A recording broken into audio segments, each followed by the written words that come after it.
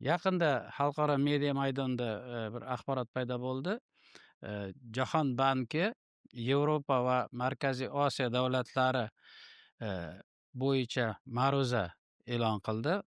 Unda O'zbekiston yalpi ichki mahsuloti joriy yildagi o'sishi bo'yicha Yevropa va Markaziy Osiyo davlatlari ichida 5 ta eng ilg'or davlatlar orasidan joy oldi. Bu juda ham yaxshi xabar. Ya'ni bu O'zbekistonning bugungi kunda ijtimoiy-iqtisodiy qanchalik darajada tez rivojlanayotganligini bir ko'rsatkichi deyish mumkin. Mamlakatimiz prezidentining Amerika Qo'shma Shtatlariga safari doirasida ushbu mamlakat prezidenti Donald Tramp bilan uchrashuvi xalqaro hamjamiyatda ham juda bir katta aks sado uyg'otdi. Chunki biz yaxshi bilamiz, mana shu Donald Tramp Markaziy Osiyo mamlakatlari ichida faqat O'zbekiston prezidenti bilan uchrashdi. Bu ham mamlakatimizni salohiyati, muhtaram prezidentimizning xalqaro miqyosdagi obro' e'tiborining bir belgisi bo'ldi desak ham mubolag'a bo'lmaydi. Chunki biz yaxshi hammamiz ko'rib anglab turibmiz. So'nggi yillarda mamlakatimiz prezidentining jahon miqyosidagi nufuzi, obro' e'tibori, shu orqali O'zbekistonni nufuzi oshib borayotganligini barchamiz ko'rib turibmiz. Bu ham alohida e'tirof etiladigan va butun dunyo qaysi ma'nodadir havas qilib ko'rdi desak ham to'g'ri bo'ladi.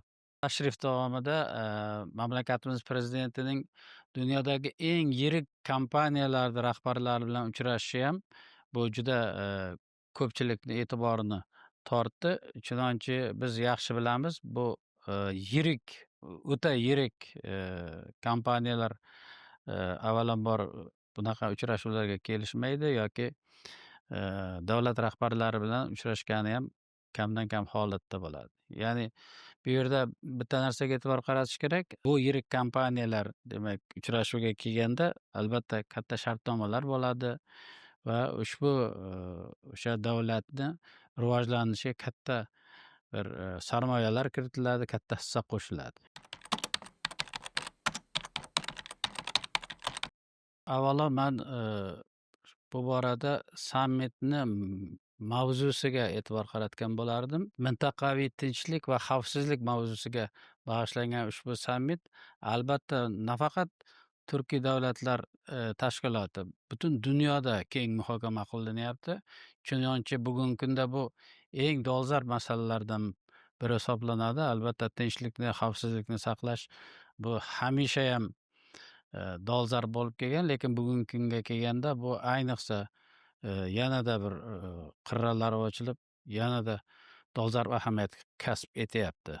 Shu ma'noda butun dunyoda tinchlikni, xavfsizlikni ta'minlash masalalari, unda turli xil yondashuvlar, ayniqsa o'sha mamlakatlar o'rtasidagi birdamlik, yagona yondashuvlar bu yerda juda katta ahamiyat kasb etadi.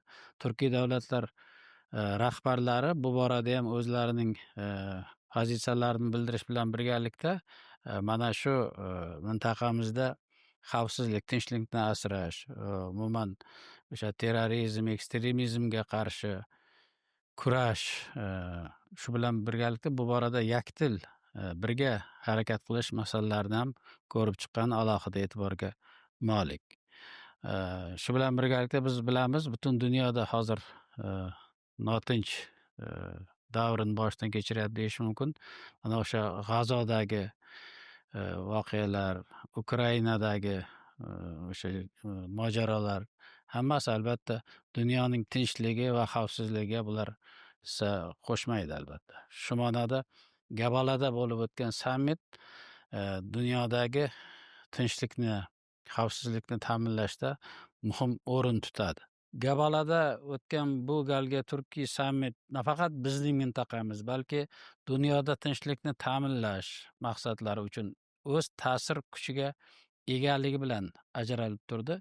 Tashkilot doirasida hamkorlik haqida gapiradigan bo'lsak, bugun uning nufuzi tobora strategik ahamiyat kasb etmoqda. Misol uchun bugungi kunda tashkilot doirasida 35 dan ziyod yo'nalishlarda amaliy hamkorlik yo'lga qo'yilgan. Mamlakatlarimiz o'rtasida o'zaro savdo hajmi ham o'sib bormoqda. Endi muhtaram Prezidentimizning Gabala sammitida ilgari surgan tashabbuslari haqida gapiradigan bo'lsak, avvalo davlatimiz rahbari Turkiy davlat tashkilotining mavqei va salohiyatini yanada oshirish haqida juda aniq pozitsiyalarni aytib o'tdilar. Jumladan, mamlakatimiz yetakchisi Turkiy davlatlar o'rtasida strategik sheriklik, abadiy do'stlik va qardoshlik to'g'risidagi shartnomani tezroq kelishib qabul qilish zarurligini ham qayd etdilar. Bunday yirik qamrovli shartnoma imzolanishi o'z-o'zidan tashkilotning strategik o'rnini oshiradi va ta'sir doirasini kengaytirishi tabiiy. Bundan tashqari, Prezidentimiz sammitda 7 ta muhim tashabbusni ilgari surdilar. Bularning 4 tasi bevosita mamlakatlarimiz va xalqlarimizning iqtisodiy taraqqiyoti yangicha yondashuvlarini nazarda tutadi va kelajak texnologiyalar orqali yanada rivojlantirish bilan bog'liq. Bittasi ma'rifiy taraqqiyot, ya'ni yana bittasi yoshlarimiz kelajagi va birdamligini yanada rivojlantirishga bag'ishlangan desak bo'ladi. Eng muhimi, bu tashabbuslarning barchasi ishtirokchi davlat rahbarlari tomonidan iliq qabul qilindi va qo'llab-quvvatlandi.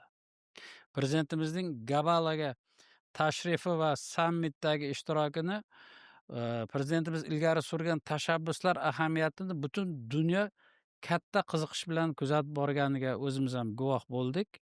Negaki bu tashabbuslar nafaqat Turkiy davlatlar makonida, balki qit'alar osha ham o'z ta'sir doirasini kengaytiradi va bu boradagi ahamiyati yanada chuqurlashib boradi. Prezidentimizni Ozarbayjonda ilgari surgan tashabbuslari nafaqat Turkiy davlatlar, balki butun jahonda katta qiziqish bilan kutib olinyapti. Chunonchi Prezidentimizni tashabbuslari mintaqaviy xarakterga ega emas. U albatta bu global, ya'ni butun dunyoviy ahamiyatga ega bo'lganligi uchun ham bunga e'tibor va tahlil kuchli bo'lyapti. Yana bitta tomonini aytish kerak, muhtaram Prezidentimiz ilgari surayotgan tashabbuslarda bitta alohida jihat bor. Bu nafaqat bitta davlatni yoki bitta mintaqani maqsad va manfaatlarini ko'zlamaydi, balki ko'p tomonlama manfaat va maqsadlarni demak birgalikda o'shalarni amalga oshirishni nazarda tutgani bilan ham e'tiborga molik bo'ladi. Shuning uchun ham xalqaro hamjamiyat bunga alohida e'tibor bilan qarayapti. Muhtaram Prezidentimiz Ozarbayjonga amaliy tashriflarini yakunlaganlaridan so'ng yana Tojikiston Respublikasiga amaliy tashrif bilan bordilar. Ushbu mamlakatda Markaziy Osiyo Rossiya formatidagi 2-sammitda ishtirok etdilar va nutq so'zladilar. Albatta bu Prezidentimizning nutqlari, ayniqsa nutqda keltirilgan tashabbuslar bugungi kunda keng jamoatchilik tomonidan, xalqaro ekspertlar tomonidan muhokamalarga sabab bo'lyapti. Chunki davlatimiz rahbari ilgari surgan tashabbuslar bugungi kundagi eng dolzarb yo'nalishlarni qamrab oladi va bu yerda bir nutqda 11 ta yo'nalishda tashabbuslar ilgari surilgan bo'lsa, shuni har biri nafaqat O'zbekiston, nafaqat Markaziy Osiyo mintaqamizdagi, balki butun dunyo global rivojlanishi uchun ahamiyatga ega. Tashabbuslarning ichida avvalambor sun'iy intellekt va yuqori texnologiyalarni rivojlantirish yo'nalishidagi tashabbuslarga alohida e'tibor qaratmoqchi edim. Chunki biz yaxshi tushunamiz, tarixdan ham biz yaxshi bilamiz. Yangi texnologiyalar, ya'ni bugungi kundagi eng ilg'or texnologiyalarni egallagan va uni mamlakat rivoji uchun, mintaqa umumiy rivojlanish uchun, insoniyat rivojlanishi uchun demak qo'llay olgan davlat juda keskin rivojlanishiga turtki bo'lishi mumkin. Mana Yaponiyani olaylik. Ikkinchi jahon urushidan keyin Yaponiya qanaqangi ahvolda edi? Juda mana urushdan tor-mor bo'lgan, iqtisodiyoti umuman sinib tamom bo'lgan bir davlat. Ular birinchi navbatda yangi texnologiyalarni egallashga, ya'ni ta'lim, bilim va mana shu ilg'or texnologiyalarni rivojlantirishga qaratdi-da, qisqa muddat ichida, mana 20 yil, 30 yil ichida keskin rivojlanishga sabab bo'ldi. Mana Yaponiya o'sha paytida aytaylik, obrazli qilib aytganda 3-davlatlar qatoridan birinchi davlat, ya'ni rivojlangan davlatlar qatoriga kirib olishiga aynan shu yangi texnologiyalarni joriy qilishi va uni rivojlantirishi sabab bo'ldi. Mana sun'iy intellekt ham bugun xuddi shu narsani berishi mumkin. Chunki biz bilamiz, aynan sun'iy intellektni qaysi davlat yaxshi rivojlantira olsa va uni egallab, mana yoshlar, umuman xalqi bilan birgalikda rivojlantira olsa, demak bu davlat keskin rivojlanishi mumkin. O'ta jadal ijtimoiy, iqtisodiy rivojlanishi mumkin. Shu ma'noda prezidentimizning sun'iy intellektni rivojlantirish, yangi texnologiyalarni rivojlantirish bo'yicha tashabbuslari bekorga mana shu xalqaro ekspertlar, umuman tahlilchilar tomonidan juda qizg'in va olqish bilan kutib olindi. Mamlakatimiz yetakchisi keyingi kuni mustaqil davlatlar hamdo'stligi davlat rahbarlarining ham yig'ilishida ishtirok etdi va u yerda ham o'z nutqlari bilan chiqdilar. Bu nutq ham har tomonlama MDH davlatlarini bevosita rivojlantirish, bunda avvalambor birgalikda strategik sheriklikni rivojlantirish, shu bilan birgalikda iqtisodiy sohadagi hamkorlikni yanada rivojlantirish, mintaqamizda barqarorlikni ta'minlash borasidagi bir qator tashabbuslar bilan chiqdilar. Bu ham nafaqat O'zbekiston uchun, balki butun mintaqamizni rivojlantirish va uning barqarorligi, osoyishtaligini ta'minlashda o'ta muhim ahamiyat kasb etadi. Mana davlatimiz rahbari ilgari surgan tashabbuslardan biri maxsus iqtisodiy zonalarni qo'llab-quvvatlash va rivojlantirish bo'yicha yo'l xaritasini tayyorlashni, shuningdek MDH Venture platformasini yaratish orqali startaplar va innovatsiyalarni ilgari surishni taklif qildi. Bu ham mana boyagi aytgan fikrlarimiz, yangi loyihalar, startaplarni bevosita qo'llab-quvvatlash va rivojlantirish, ularni har tomonlama rivojlantirish, yuksaltirishga turtki berish va bu ma'noda O'zbekistonning aynan biz boyagi aytganda yangi texnologiyalarni rivojlantirishga, shu bilan shu qatorda ularning bevosita eng asosiy qismi bo'lgan startaplarni rivojlantirish va qo'llab-quvvatlash, ularni rag'batlantirishga qaratilgan tashabbuslari ham keng jamoatchilik tomonidan iliq kutib olindi. Yana bir tashabbuslardan biri mamlakatimiz rahbari olib borayotgan siyosat, ya'ni yoshlarga bo'lgan e'tiborni buni keng yoyish. Nafaqat mamlakatimizda, balki MDH doirasida ham buni kengaytirish masalalarini aytib o'tdilar va tashabbuslardan aynan bir juda bir muhim yo'nalishlardan biri Xiva shahrida MDH yoshlar forumini o'tkazishni ham taklif qildilar. Shu bilan birgalikda diplomlarni, oliy o'quv yurtlari diplomlarini o'zaro tan olish MDH davlatlari orasida bu ham juda katta ahamiyatga ega, chunki bizdagi mana o'quvimizning sifati hozir kundan kunga yaxshilanib boryapti.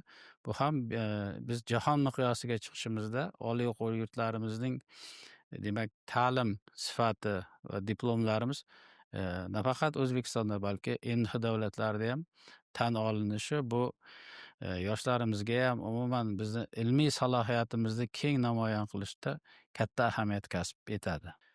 Shu bilan birgalikda albatta barchamizni o'ylantiradigan, butun dunyoni hozir global darajada o'ylantirayotgan bu xavfsizlik masalalariga ham alohida to'xtalib o'tganligini aytib o'tish mumkin. Mustaqil davlatlar hamdo'stligi mamlakatlari tashqi siyosat idoralari va maxsus xizmatlar o'rtasida muvofiqlashtiruvni kuchaytirish masalasi, shuningdek Afg'onistondagi vaziyatga alohida e'tibor qaratildi. Ushbu mamlakatdagi infratuzilma loyihalarida birgalikda ishtirok etishni taklif qildilar. Bu ham biz yaxshi bilamiz, qo'shni jafokash Afg'onistonda hozir iqtisodiy rivojlantirish, ularga har tomonlama ko'mak berish, mamlakatni mana shu iqtisodiy qiyinchilikdan olib chiqib ketish masalalari. Bizni prezidentimiz doim katta minbarlardan turib, xalqaro minbarlardan turib ham aytadilar, Afg'onistonni o'zini alohida tashlab qo'yish kerak emas. Uni qo'llab-quvvatlash kerak. Mamlakatni iqtisodiy, ijtimoiy rivojlantirishga ko'maklashish kerak. Shunda mintaqa barqarorligi, mintaqaning iqtisodiy, ijtimoiy rivojlanishi judayam katta sur'atlarda rivojlanishi mumkin bo'ladi. Yaqinda prezidentimizning Amerika Qo'shma Shtatlariga qilgan safarini eslaylik.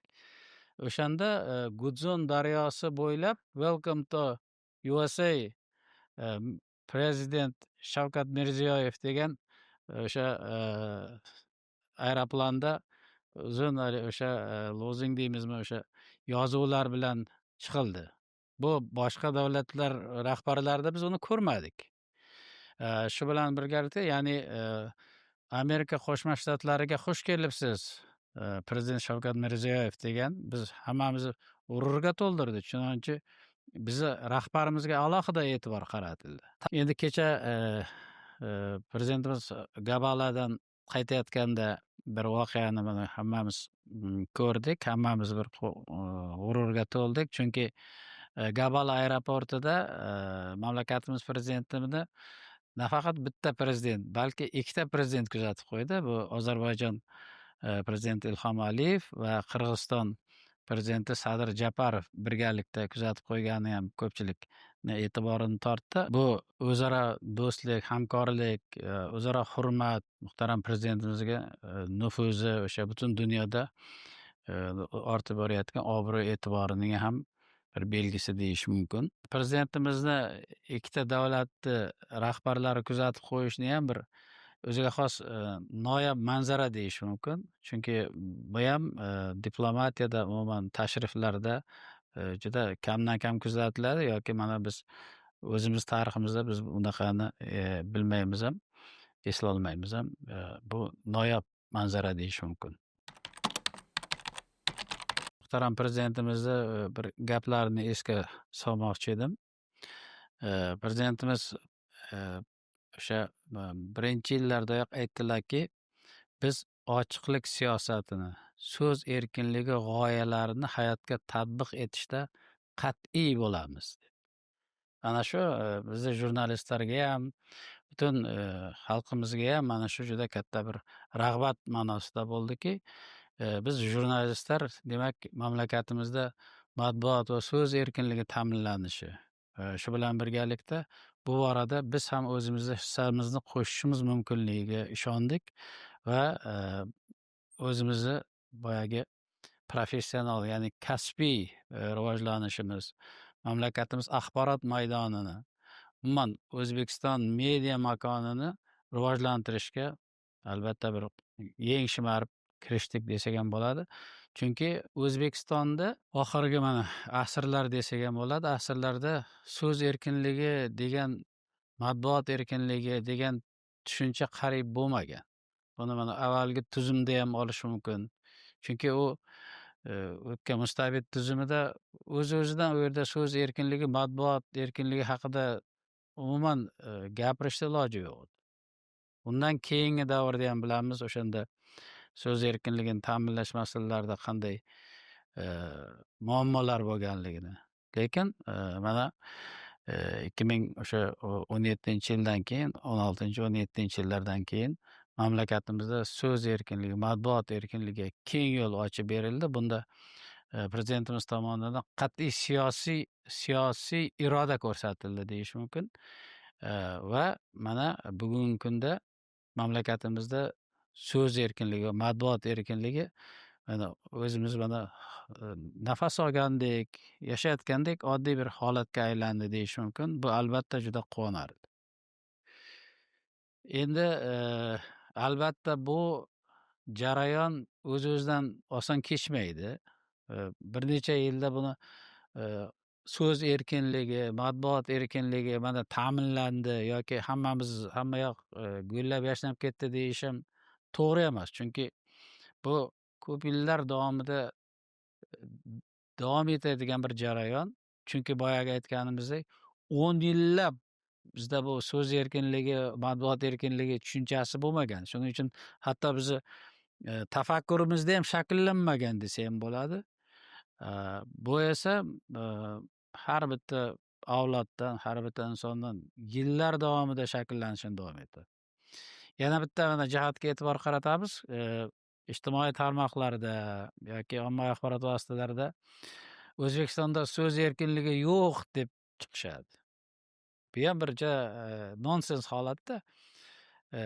O'zbekistonda so'z erkinligi yo'q deb ommaviy axborot vositalarida yo ijtimoiy tarmoqlarda chiqish uchun ham so'z erkinligi kerakda. Shu ma'noda mana bu ham so'z erkinligi yo'q deya olish ham aslida so'z erkinligi mavjudligi va albatta bu yo'nalishda qanaqadir yanada ko'proq ishlash kerakligini bildirishi mumkin. Lekin so'z erkinligi borligini bildiramiz. So'z erkinligi haqida gapirganda matbuot erkinligi haqida man o'zim g'urur bilan aytamanki, man o'zim shaxsan muhtaram prezidentimizdan intervyu olganman Yangi O'zbekiston gazetasi uchun. Va bu keyinchalik o'zbek tilida, rus tilida, ingliz va boshqa tillarida keng butun targ'ib qilindi va juda o'zimiz xalqimiz tomonidan ham, xalqaro hamjamiyat tomonidan ham juda katta e'tibor va e'tirof bilan qabul qilindi. Shu ma'noda ham so'z erkinligi mana amalda deyishimiz mumkin. Muhtaram prezidentimizdan intervyu olish ham har bitta jurnalist uchun katta omad, baxt bu ham. Intervyuning mana alohida jihatlari juda ko'p bo'ldi. Butun mana buni biz har bittasini bir iqtiboslarga bo'lib keyinchalik ham targ'ib qilindi. Chunki prezidentimiz mana shu intervyuda juda katta global xarakterga ega bo'lgan. Davlatimizni yuksalishi bilan bevosita bog'liq katta tashabbuslarni ilgari surdi.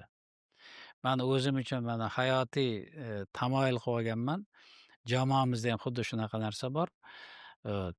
Prezidentimiz o'shanda intervyuda aytdilarki, sizning barchangizni, butun xalqimizni Yangi O'zbekiston bunyodkorlari bo'lishiga chaqiraman. Bu juda ham katta gap bo'ldi. Hammamizni bir g'ururga to'ldirish bilan birgalikda mas'uliyat va mamlakatimiz rivoji uchun O'zbekistonning yuksalishi va butun dunyodagi obro'-e'tiborni ortishiga juda bir katta bir rag'bat sifatida biz o'zimizga mana shuni hayotiy bir shior qilib oldik desak ham to'g'ri bo'ladi. Yana bitta narsa, biz bundan 10-15 yil avvallari xorijlik aytaylik mehmonlar ya o'zimiz ham chet ellarda bo'lganimizda, tadbirlarda qatnashganimizda bitta holat juda ko'p o'zimiz guvoh bo'lardik va qatnashardik. O'sha O'zbekistonda so'z erkinligi bormi, matbuot erkinligi bormi desa, biz darrov aytardikki, bizda 10 dan ziyod qonunlar qabul qilingan, jurnalistlik faoliyati bizda erkin, ommaviy axborotlar emin-erkin ishlaydi deb aytardik. Lekin xorijlik ekspertlar bizga bir kinoya bilan bir ishonqiramaganday qarab turishardi. Bugungi kunda mana o'zim ham hozir mana shu fikrni o'zim gapirayotib esladim.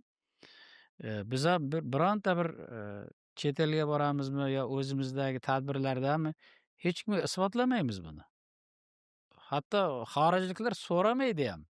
Sizlarda so'z erkinligi bormi, matbuot erkinmi deb so'ramaydi. Chunki ular ham yaxshi biladi. Bu narsa bor.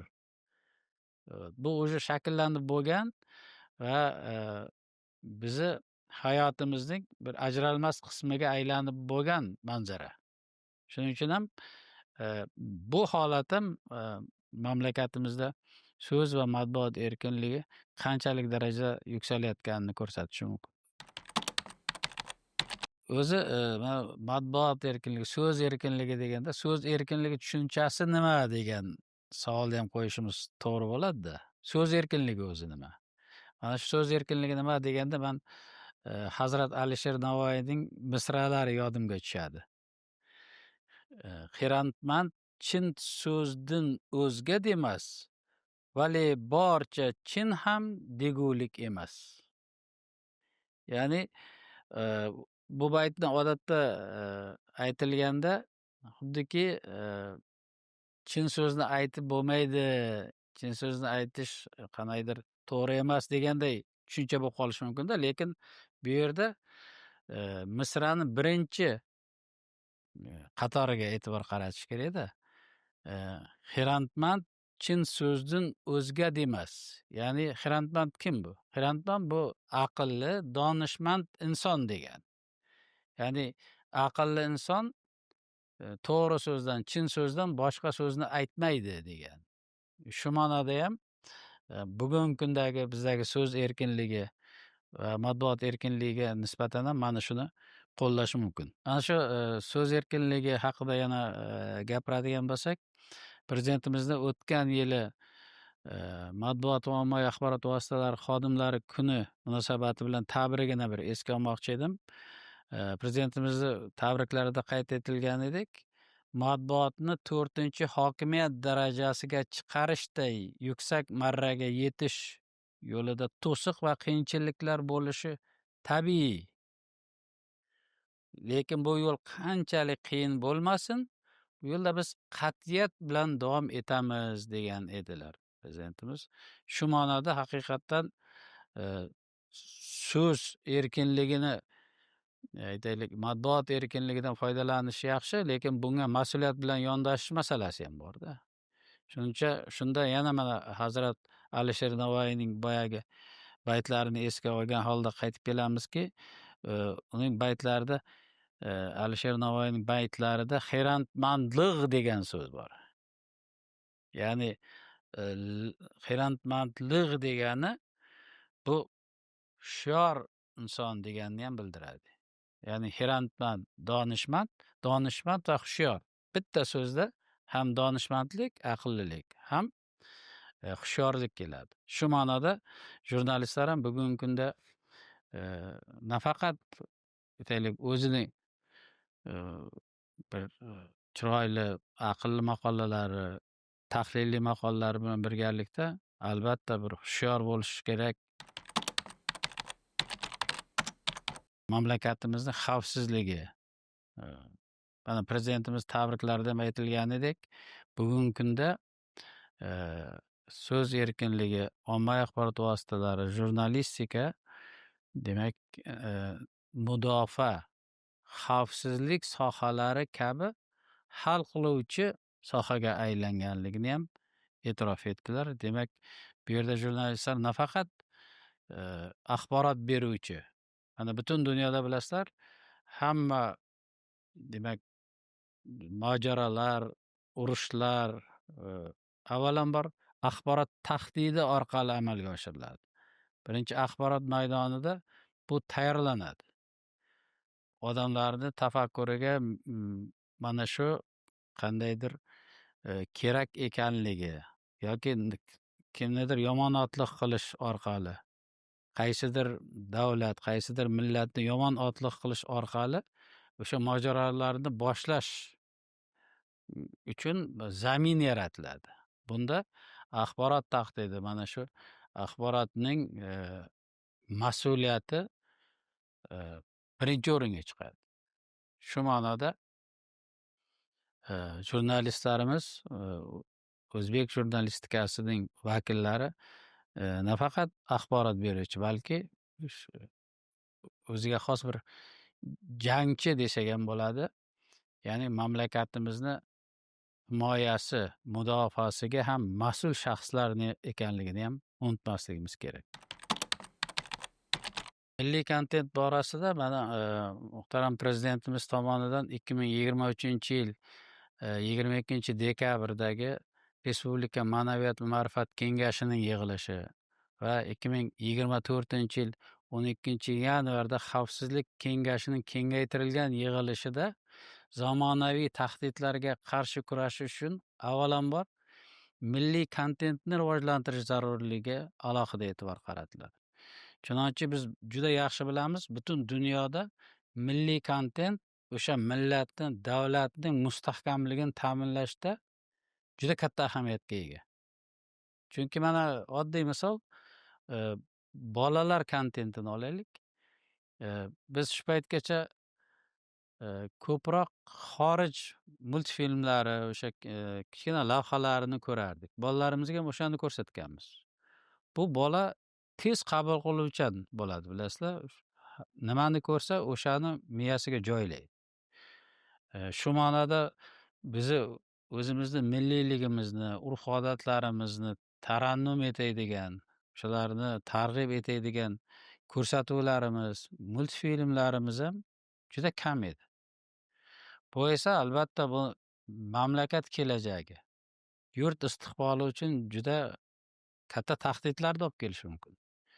Shu ma'noda muhtaram prezidentimiz tomonidan mana shu g'oyalarni ilgari surilishi ham milliy kontentimizni, ya'ni milliyligimizni, o'zligimizni anglash va millatimizni rivojlantirishdagi juda katta qadam bo'ldi deyish mumkin.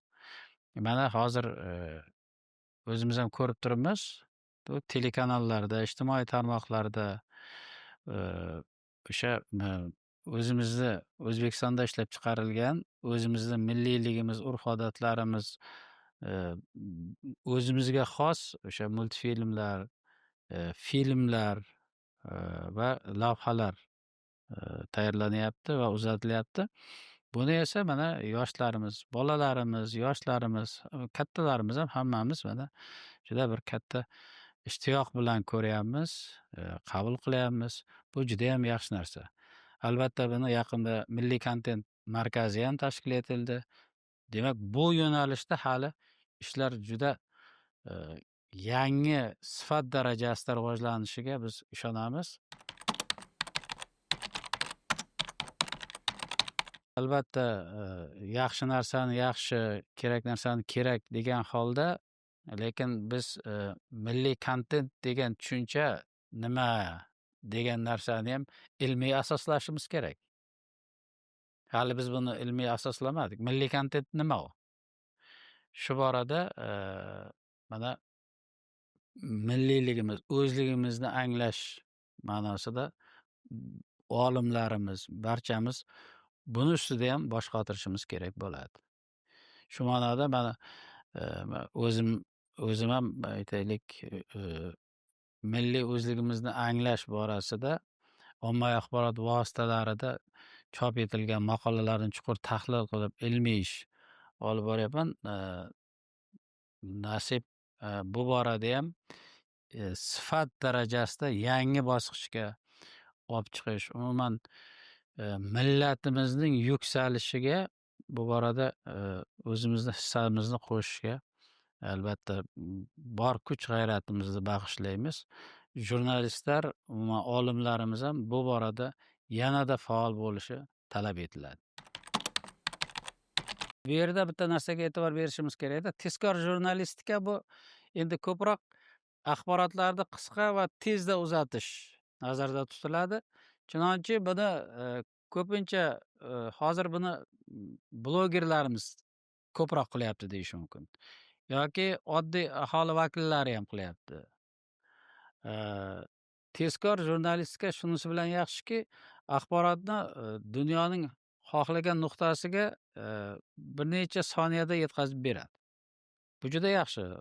Aholini axborot bilan ta'minlash bizni burchimiz. Lekin albatta tahliliy jurnalistika bu juda muhim. Axborotni uzatib aytish mumkin, lekin buning oqibatlari, uning tahlili, uning aslida qanaqa bo'lganligi, mazmun mohiyatini tahliliy jurnalistika bera oladi. Shuni doim misol keltiraman. Bu tahliliy jurnalistika va tezkor jurnalistika bu xuddi bir tez yordamga o'xshaydi. Tezlik bilan olib boriladi, lekin tashxis qo'yish, uni har tomonlama o'rganib, keyin aytaylik davolash, bu ma'noda, obrazli ma'noda bu tahliliy jurnalistika. Bu bilan ko'proq mana internetda ham alohida bir saytlar, alohida o'sha tahlilga yo'naltirilgan bloklar bo'lishi mumkin. Shu bilan birgalikda buni bugungi kunda yaxshi deyishimiz mumkin, yaxshi bajarayotgan yo'nalish bu albatta matbuot. Matbuotda gazetalarimiz, jurnallarimizda o'qigan odam o'sha voqea hodisalarning chuqur tahlilini o'rganishi mumkin. Odatda nashr bilan bog'liq hamkasblarimiz bo'lsa, doim mana shu savol beriladi. So'nggi yillarda gazetalarga, jurnallarga, umuman bosma matbuotga bo'lgan munosabat ancha o'zgargan va bu yaxshi tomonga emas.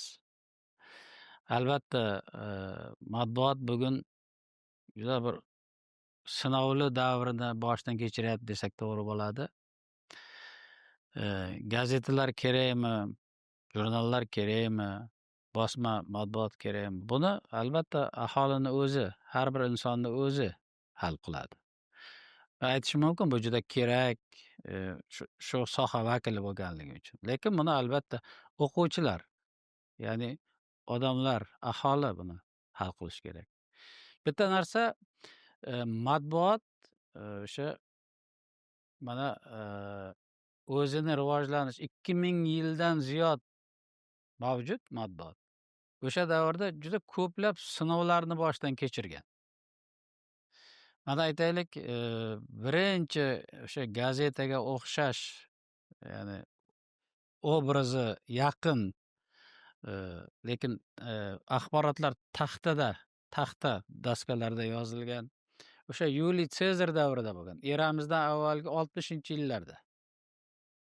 O'shanda o'sha senat axborotlari taxtalarga yozilib, maqola sifatida, xabar sifatida yozilib, o'sha zodagonlarga tarqatilgan. Endi o'shani tarixda birinchi o'sha gazeta yoki matbuotga o'xshash bir manzarani ko'rishimiz mumkin.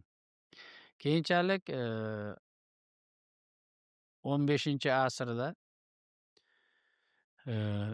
nemis muhandisi Yogan Gutenberg bosma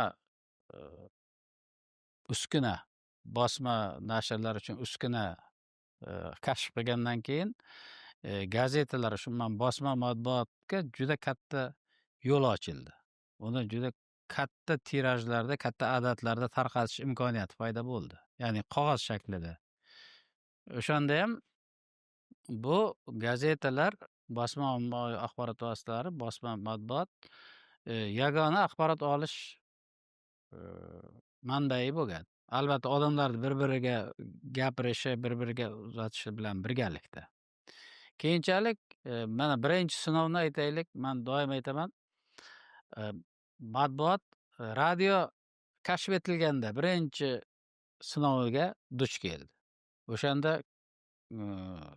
ko'pchilik endi radio paydo bo'ldi, biz o'qib o'tirmaymiz, eshitamiz o'sha narsani deyishar. Lekin davr ko'rsatdiki, bu radioni paydo bo'lishi gazeta yoki jurnallarga tahdid emas. Aslida birgalikda rivojlanishda, ya'ni aholini yanada ko'proq axborot va yanada sifatliroq va manbalari ko'proq bo'lib axborot yetkazishdi usullari ekanligi ma'lum bo'ldi. Keyinchalik mana 20-asrning boshlarida mana biz g'urur bilan aytamiz, Toshkentda birinchi televizor kashf etilgan deb. Keyin televideniya paydo bo'ldi. Televideniya paydo bo'lgandan keyin bu gap so'zlar yanada kuchaydi. Endi mana televideniya paydo bo'ldi. Endi matbuot kerak emas. Biz endi televideniya orqali nafaqat uni eshitamiz, balki ko'ramiz ham deb. Yana davr ko'rsatdiki, bular bir-biriga qarshi emas ekan. Ayni bir-biri bilan uyg'un ravishda ishlar ekan. Mana o'tgan asrning oxirida, yangi asrimizning boshida internet paydo bo'ldi. Endi u yerda nafaqat ko'rsa, nafaqat eshitsa, o'sha matbuotni o'zi ham joylashsa bo'ladigan juda katta imkoniyatlarga ega yangi texnologiyalar paydo bo'ldi. Yana bu gaplar yanada bir yangicha ko'rinishda paydo bo'ldi. Va men doim aytaman, bu o'qishni yoqtirmaydiganlar uchun, qaysidir ma'noda bilimga intilmaydiganlar uchun juda yaxshi bo'ldi. Chunki, gazeta o'qiysanmi, jurnal o'qiysanmi desa, hozir o'qish kerak emas, hamma narsa internetda bor deyiladi. Lekin bitta narsani hisobga olish kerak. Inson, qisqa lavhalarni ko'rishi mumkin yoki katta bir filmlar ko'rishi mumkin, nimadir eshitishi mumkin. Lekin buni biz, ilmiy isbotlangan, darajada bilamizki, inson mutolaa qilmasa, ya'ni o'qimasa, uning tahliliy xarakteri, tahliliy imkoniyatlari rivojlanmaydi. Ya'ni inson fikrlash, tafakkur qilish uchun o'qishi kerak. Bevosita, gazeta, kitob, jurnal o'qishi kerak. O'shanda odam miyasida o'zining hujayralari bor. O'shanda tafakkur qilish, ya'ni tahlil qilish, imkoniyatlari rivojlanib boradi. Shuning uchun mutolaa qilmaydigan odam, aytaylik, o'sha paytlari ham bundan bir ko'plab asrlar oldin ham mutolaa qilmagan, o'qimagan odam o'qimagan. Hozir ham o'qimayman degan odam o'qimaydi. Shu ma'noda, men o'ylayman, juda ko'pchilik, gazeta kerak emas yoki jurnal kerak emas, kitob nimaga kerak deydiganlar aynan shu o'zi o'qimaydigan, lekin qandaydir o'ziga bir sabab izlab, o'sha sababni o'zini oqlash uchun ishlatadigan bir, manzaraga o'xshaydi-da. Yangi O'zbekiston bunyodkorlari bo'lishga chaqiraman degan so'zlari, ayniqsa mana, yangi O'zbekistonni barpo etish, yangi O'zbekiston g'oyasi, keyin 3-renessans poydevorini qurishda, mamlakatimizda amalga oshirilayotgan keng ko'lamli islohotlarda ko'rish mumkin-da. Bu ma'noda aytish mumkinki, mana, juda ko'p ijobiy o'zgarishlar mamlakatimizda ro'y berdi. Biz hatto bunga tez o'rganib ham qoldik. Aytaylik, oddiy misol o'sha chegaralarni yopiqligi. Bundan 8 yil oldin, aytaylik, chegaralar yopiq edi. Qo'shni davlatga borib kelish juda katta muammo edi. Endi afsuski biz juda ko'p eshitardik. Aytaylik, ota-onasi qo'shni davlatda, farzandi O'zbekistonda yoki teskarisi, ular kelolmaydi, ketolmaydi, bir-birini ko'rmaydi, to'y ma'rakasida qatnasha olmaydi. Hatto mana, keyinchalik chiqib aytishdi-ku, bir 30 yillab ota-ona farzandini ko'rmagan joylari bo'lganda, mana shunaqangi holatlar bo'lgan. Bu juda dahshatli narsa. Lekin mana, prezidentimiz kelgandan keyin birinchi qilingan eng zo'r ijobiy ishlardan o'sha chegaralar ochildi. Qo'shni davlatlar bilan raqiblik emas, do'stona munosabatlar yo'lga qo'yildi. Bu oson bo'lgani yo'q. Lekin, muhtaram prezidentimiz qat'iy iroda ko'rsatdilar, siyosiy iroda. Mana shu natijasida mana bugungi kunda qo'shni davlatlar bilan biz hammasi bilan do'stona, juda bordi-keldimiz yaxshi, emin-erkin chegaralardan o'tib, bemalol borib kelyapmiz. Yoki mana oddiy misol, o'zimiz ham mana, Toshkentga kelganda, Toshkent xuddi bir alohida davlatga o'xshardi-da. Toshkent propiskasi degan narsa bor edi. Ana hozir ko'pchilik esdan ham chiqib ketdi.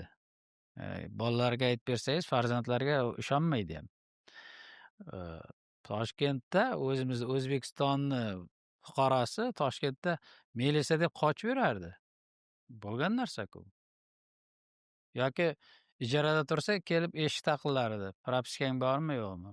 Propiskang. Men O'zbekiston fuqarosiman. Pasportimizda, konstitutsiyada yozib qo'yilgan. Yo'q. Bu ham mana misol uchun oddiy holat bo'lib qoldi. Hozir propiska bo'lmasligi,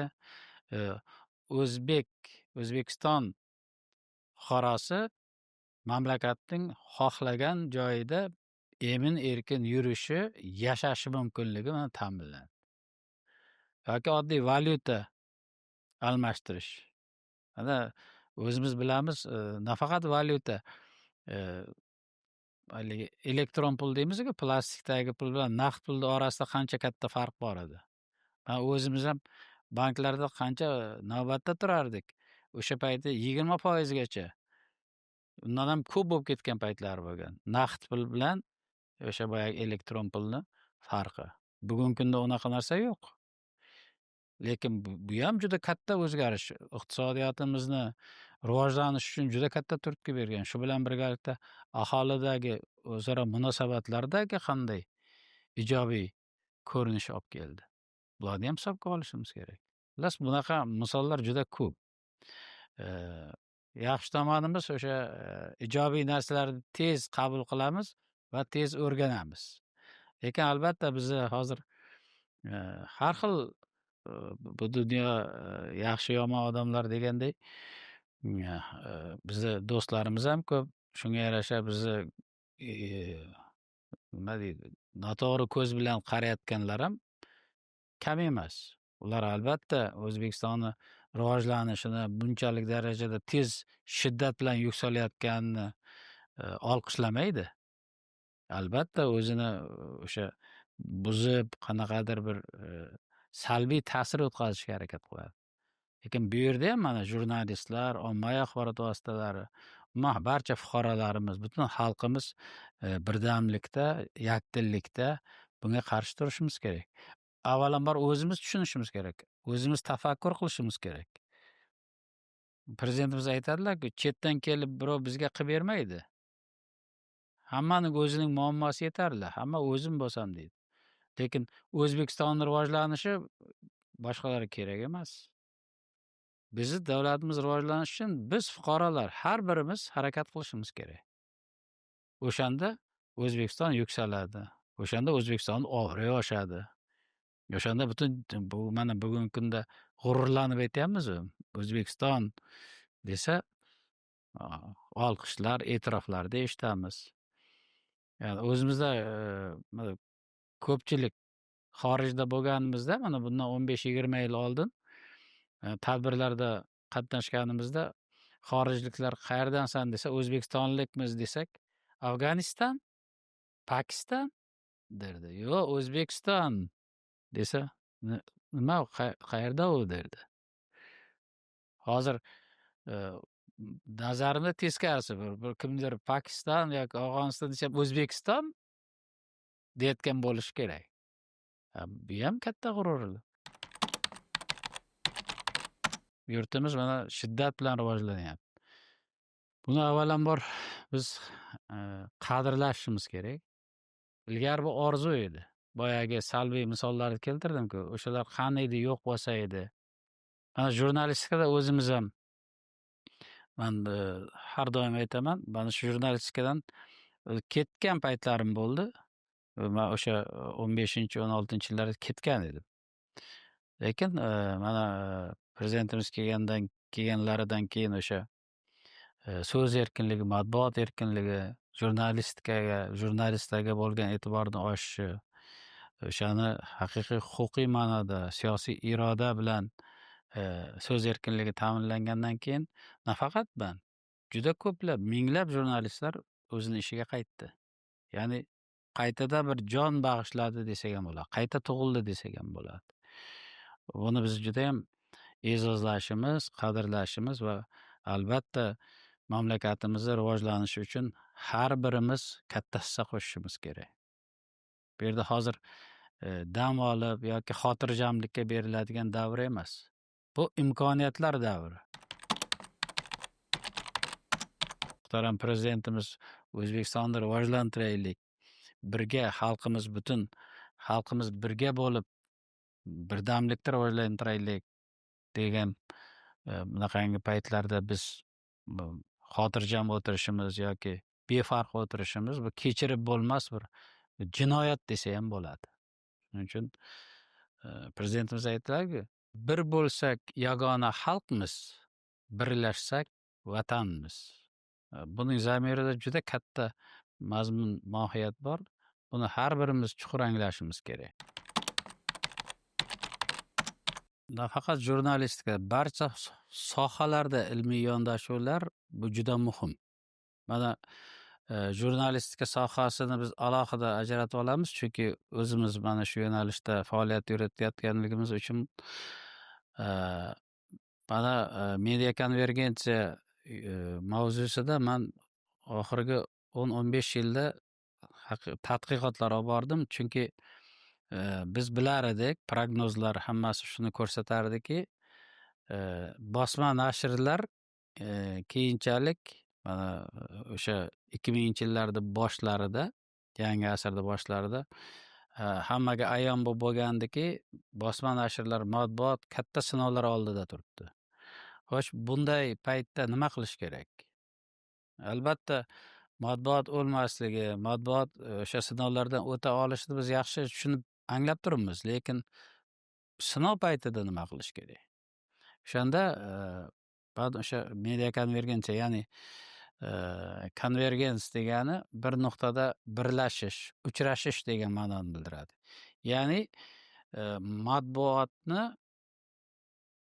zamonaviy yangi texnologiyalar bilan uyg'unligini ta'minlash masalalarini o'rganib, har tomonlama o'rganib, ya'ni ilmiy jihatdan tahlil qildik. Shunda mana biz Yangi O'zbekiston, Pravda Vostoka gazetalarini tahririyatni rivojlantirishda ham bu juda qo'l keldi. Chunonchi Yangi O'zbekiston, Pravda Vostoka gazetalar bugungi kunda faqat gazeta emas. Bu o'zining barcha mavjud platformalarda, ijtimoiy tarmoqlarda sahifalariga ega bo'lgan katta bir media kompaniya desak bo'ladi. Chunki mana bugungi kunda biz saytimiz bor. U tezkor axborotlar uzatadi. Bugungi kunda eng dolzarb mavzularni yoritadi. Bu gazetalarni hatto biz o'sha saytga joylashtiramiz.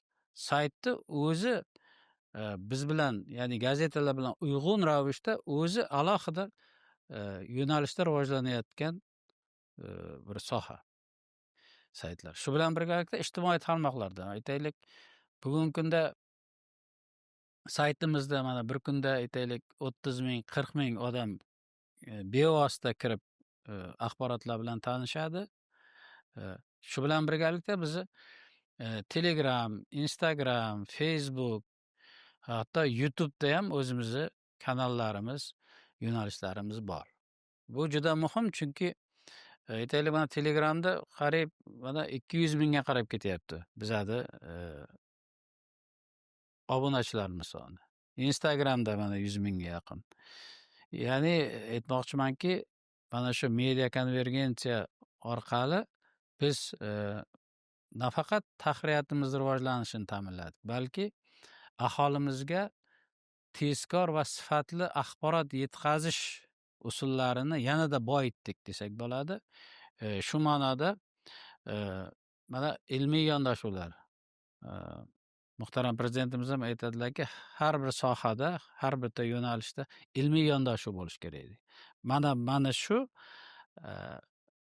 ilmiy ishimiz ham yo'nalishdagi demak nafaqat tahririyatda, balki butun matbuotning yangi texnologiyalar bilan, zamonaviy texnologiyalar bilan uyg'un ravishda yuksalishini ta'minlab berdi. Bu ham demak boyagi amaliyot va nazariyaning uyg'unligini ta'minladi desak bo'ladi. Har bitta ommaviy axborot vositasi, gazeta, jurnal, televideniya, internet saytlari sifatli, kelajagi bor salohiyatli kadrlarga muhtoj bo'ladi. Uni albatta mana shu oliy o'quv yurtlari tayyorlab berishadi. Endi bitta narsani men doim e'tirof etaman, oxirgi yillarda nazariya va amaliyot uyg'unligi ta'minlanyapti. Mana shu bizni xursand qiladi. Biz amaliyotchi sifatida albatta man o'zim dars berish bilan birgalikda buni amaliyotda ham ko'ramizda. Ilgari qanday bo'lardi? Aytaylik 100 soat aytaylik o'qish bo'lsa, shuning 90 soat, 95 soati nazariya bo'lardi. Bir arzimagan qismi amaliyotga, unda ham tahririyatlarga borilardi. Biz o'zimiz ham ko'pchilik qabul qilib olganmiz. Talabalar kelishadi. Bunday bir tanishuv o'tkaziladi. Ular buni ichiga jarayonga kirishmaydi. Shunday ko'radi, manzarani tomosha qilishadi, ketishadi. Amaliyot o'tdik. Yo'q, amaliyot aslida matbuot uchun talabaning kelib o'sha olgan bilimlarini, nazariy bilimlarini qog'ozga tushira bilishi, ertaga uni yozish imkoniyatlari, yozish salohiyati, iqtidori mana shunda ko'rinadi. Yoki televideniyeda uni chiroyli gapira bilishi, yoki internet nashrlar, u yerda ham yozish, yoki lavhalar olish, umuman o'sha universal jurnalist masalalar. Shuning uchun hozirgi yaxshi qilinayotgan, to'g'ri tanlangan yo'l mana shu nazariya bilan amaliyotni uyg'un ravishda, hozir 50 ga 50, hatto amaliyotga ko'proq e'tibor berilayotganligini ham biz ko'ryapmiz. O'sha jurnalistika ommaviy kommunikatsiyalar universitetida mana ko'proq amaliyotga urg'u berilayotganlik bizni quvontiradi. Chunki unda tayyorlanayotgan kadrlar ham albatta o'zining salohiyatini va har bir tahririyatga, ommaviy axborot vositasiga kelib bevosita ishlab keta oladi. Uni qayta ilgarigidek qayta tayyorlab, qayta uni qaysidir sinovlardan o'tkazish kerak bo'lmaydi. Tayyor kadr bo'ladi. Shu ma'noda albatta bu yo'nalishda hali dolzarb mavzular, dolzarb masalalar ko'p. Lekin bizni xursand qiladigan tomoni mana shu kadrlarning bevosita nazariya bilan amaliyot uyg'unligida tayyorlanib, mana shu media makonga, ommaviy axborot vositalariga bevosita kelib ishlab keta olishi va samarali, yaxshi ishlay olishi barchamizni mamnun qiladi. Faoliyatimizda qiziqarli voqealar ko'p bo'lgan. Lekin qiziqarli voqea desa, bu qiziqarlimi yoki bir tarbiyaviy ahamiyatga egami bir voqea esimdan chiqmaydi. Bir safar matbuotda ishlaymiz. Jurnalist sifatida maqola olib keldimda, keyin ko'rsatuvda qatnashishga harakat qildim. Keyin radioda intervyu berishga harakat qilganimda bir ustozimiz chaqirib, agar sen matbuotda ishlamoqchimisan, gazeta jurnalisti bo'lmoqchisan, unda ko'p gapirmagin, ko'p yozgin degandilar. O'shanda keyin o'tirib o'zim tahlil qilib, haqiqatdan bitta yo'nalishni juda yaxshi egallash kerak. Bitta kasbni juda yaxshi egallash kerak. Albatta iqtidoringiz, vaqtingiz bo'lsa, keyin yana boshqa yo'nalishlarda ham o'zini urib ko'rish mumkin. Lekin o'sha ustozni o'gitlari menga juda dasturamal bo'ldi. Agar matbuotda ishlaydigan bo'lsang, ko'p gapirmagin, ko'p yoz degandilar. Shuning uchun mana ko'proq yozdik. Keyin mana hozir vaqt bo'lyapti gapirishga ham. Lekin o'shanda men gazetachilik, matbuot sirlarini o'shanda o'rganganmiz. O'sha ustozlardan ularga alohida hozir minnatdorlik bildirmoqchi edim. Va mana kelajagimizni mana shu kasb bilan bog'lashimiz va rivojlanishimizda mana shunaqangi maslahatlar, o'gitlar juda katta ahamiyat kasb etgan. Albatta davlat mukofoti olish, prezidentimizdan unvon olish, bu nafaqat jurnalist, bu quruvchi bo'ladimi, fermer bo'ladimi, tadbirkor, injener, shifokor, hamma uchun juda katta sharaf. Albatta men fursatdan foydalanib davlatimiz rahbariga o'zim chuqur minnatdorligimni bildirmoqchi edim. Birinchi o'shanda farmon chiqqanda mana internetdan ko'rdik. Birinchi kelgan fikrlar o'sha nahotki mana shu kamtarona mehnatimiz shunaqangi yuksak baholandi. Avvalambor o'zim va men jamoamiz uchun xursand bo'ldim. Chunki demak jamoamiz mana shu o'zining fidokorona mehnati, fidoyi mehnati demak doim e'tiborda ekan. Umuman so'nggi yillarda juda yaxshi bilamiz. Prezidentimiz hokimiyat tepasiga kelgandan keyin birinchi o'sha aytgan gaplari o'sha yangi O'zbekiston barpo etish, shu bilan birgalikda mana inson qadrini e'zozlash. Mana inson qadri, insonni mehnati qadrlanayotganligi, inson qadrlanayotganligini mana biz o'zimiz guvohi bo'lib turibmiz. Man bilan birgalikda ko'pchilik ham davlat mukofotlari oldi jurnalistlar. Undan keyin mana har bir bayram bo'ladimi, mana Mustaqillik bayrami, boshqa bayramlarda ham mana o'qituvchilar kuniga ham davlatimiz rahbari fidoyi mehnat qilayotganlarini davlat mukofotlari bilan taqdirladilar. Bu ham albatta mamlakatimizda mana shu insonni mehnatiga, har bir kishining o'zining kasbiga bo'lgan sadoqati, mamlakatimiz taraqqiyotiga qo'shayotgan hissasi, yangi O'zbekistonni barpo etish, 3-renessans poydevorini qo'yishdagi hissasini mana shunday e'tirof etilayotganligi deb baholash mumkin. Albatta bu mukofot avvalambor juda katta mas'uliyat yuklaydi. Ya'ni demak shu paytgacha qilgan ishlarimizni bu e'tirofi, ya'ni avans deyishimiz mumkin buni. Endi nima qilamiz? Qanaqa rivojlanamiz? Biz demak ishlash darajamizni yanada pog'onalarga, ko'plab pog'onalarga ko'tarishimiz va ishimizni sifatini va samarasini yuksaltirishimiz kerak bo'ladi. Shu ma'noda berilgan unvon avvalambor mana shu jurnalistlarga, mamlakatimizda matbuot va so'z erkinligiga bo'lgan e'tiborni namunasi deyish mumkin. Bir mubolag'asiz bir fikr bildirmoqchimanda. Albatta hozir dunyo notinch, tahlikali zamonlar bo'lyapti. Lekin shu o'rinda jonajon O'zbekistonimiz shiddat bilan rivojlanyapti. Ana kundan kunga yuksalib, kundan kunga gullab yashnab obod bo'lyapti. Xalqimizni farovonligi oshyapti. Haqiqiy ma'noda O'zbekiston bugun dunyodagi manaman degan eng rivojlangan davlatlar qatoriga kirishga tayyor mamlakatlardan biri bo'lib turibdi.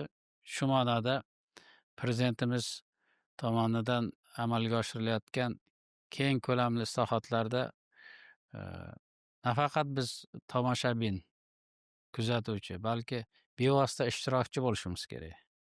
Mana shunday imkoniyatni qadrlashimiz kerak va mana shu vaziyatda, mana shunday holatda yurtimizning taraqqiyoti uchun o'zimizning katta hissamizni qo'shishimiz kerak. Bugun bemalolchilik yoki xotirjamlik unga berilish mumkin emas.